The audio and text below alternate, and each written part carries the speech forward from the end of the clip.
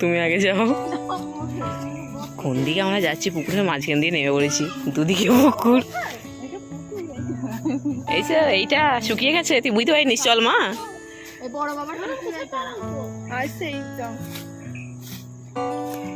বদল তুই আমার কোলে কর।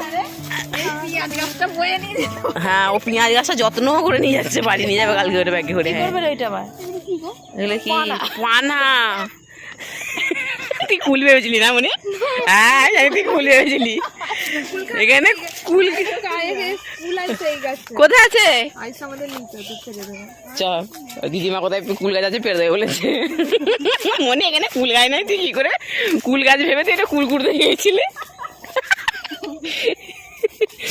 মনে ভালো কি এখানে কুল পড়ে আছে।